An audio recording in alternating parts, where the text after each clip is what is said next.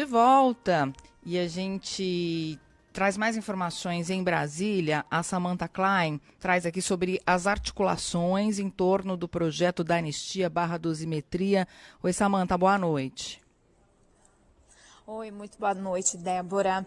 O deputado Paulinho da Força, relator do projeto de anistia, segue nessa negociação com as bancadas aqui na Câmara dos Deputados. Ele, inclusive, já está em Brasília e tem encontros amanhã com PSD, PCdoB, além de centrais sindicais. Uma das maiores bancadas da casa, o PSD, o que deve fazer? Liberar a bancada em relação à anistia ou ao PL da dosimetria, e quem votar pelo projeto de redução aí de penas deverá se posicionar, inclusive, por um acordo para que o projeto passe no Senado.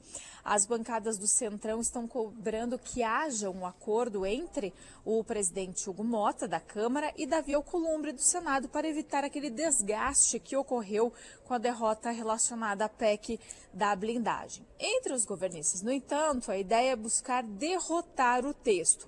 O vice-líder do governo, Alencar Santana, disse que o projeto já foi derrotado.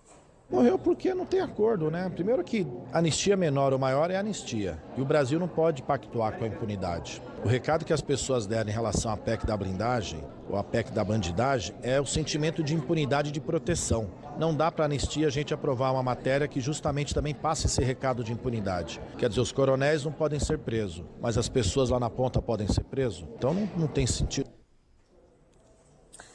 Bom, esse foi o Alencar Santana, governista, ele que é vice-líder do governo aqui na Câmara. Eu acabei de conversar com o Wildo Rocha, que é um vice-líder do MDB, e ele veio com uma outra ideia e vai na linha daquilo que a Câmara está demonstrando: desconfiança com os senadores, um mal-estar muito grande. Até conversei com uma pessoa ligada a Paulinho do Solidariedade, Paulinho da Força, perdão, ele que é então presidente do Solidariedade também, que se vê ao seguinte: há um grande desconforto entre os deputados e os senadores por conta da derrota acachapante da PEC da blindagem, essa conta que ficou todinha aqui para a Câmara.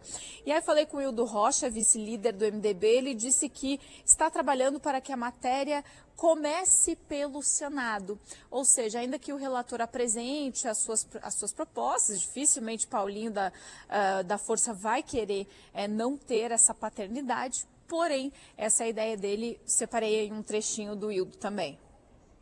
Porque deixar o Senado lacrar de novo em cima da gente, qualquer que seja o texto, vai ter a metade apoiando, da população a metade não apoiando. Aí o que a gente vai fazer? Vai aprovar alguma coisa para o Senado lacrar a gente de novo? Então melhor eles iniciarem lá. O PL, que é o partido mais interessado, o republicano, são os partidos que têm a maioria lá no Senado. Por que eles não começam lá? E por outro lado, ainda Vera, Débora e Carol, o PL também está dividido, ainda que no ON diga que a bancada é totalmente contrária. Uma parte do PL aceitaria uma anistia que reduzisse as penas, aí as penas inclusive do ex-presidente Jair Bolsonaro, mas a ala mais radical refuta de toda forma um PL da dosimetria. Com vocês. Obrigada, Samantha Klein, pelas informações. Bem, depois da PEC da blindagem, o Senado ficou empoderado, né, Vera? E a Câmara tá com medo disso. A gente vê aí o governo dizendo que não vai passar, que vai derrubar, tem força para isso.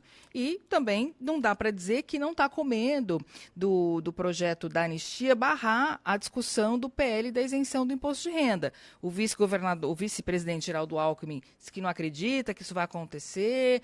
O ministro Fernando Haddad falou sobre isso também, diz que é loucura se isso acontecer, mas essa história está pairando. Quem é que vai dar o tom para esse projeto, para o que vai acontecer? Quem tem que dar o rumo do que vai acontecer na Câmara nessa semana é o presidente da Câmara, né? O presidente Hugo Motta. Ele veio de semanas de muito desgaste, em que ele bancou sozinho a pauta lá da ideia da blindagem, que chegou no Senado e foi rapidamente derrotada na CCJ e depois mandada para o arquivo pelo presidente Davi Alcolumbre. Isso foi uma derrota tremenda para o Hugo Motta, e ele demonstrava no fim da semana passada ter assimilado esse golpe e tem entendido que ele precisava de uma agenda que mostrasse que a Câmara não está voltada só para os interesses dos políticos, que é o que esse projeto da dosimetria se representa.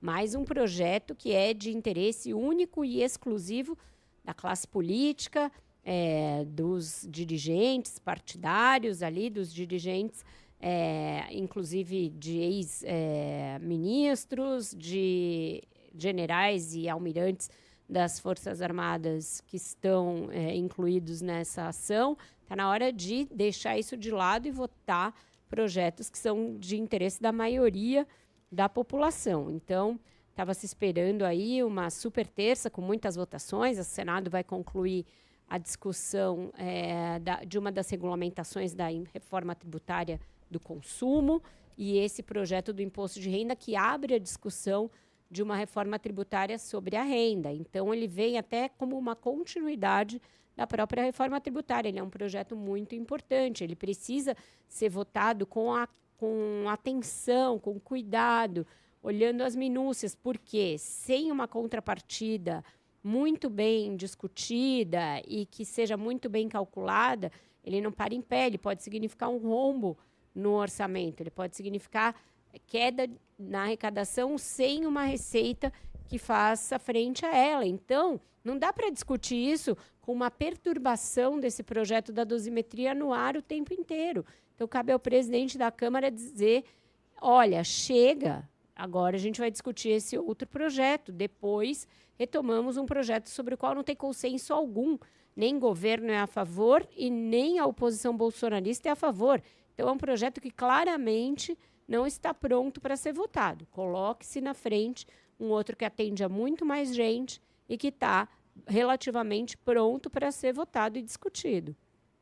E aí, no final das contas, essa discussão toda só serviu para trazer de volta à baila alguns nomes que estavam aí meio submersos na política, né? Tipo Aécio Neves, o próprio ex-presidente Michel Temer, ex-deputado João Paulo Cunha, que participaram ainda. Não deu para entender ainda muito bem em que contexto dessa negociação, né? Essa ideia de chamar ex-presidentes da Câmara, né, como se fossem sábios ali, que vão ajudar a encontrar um caminho.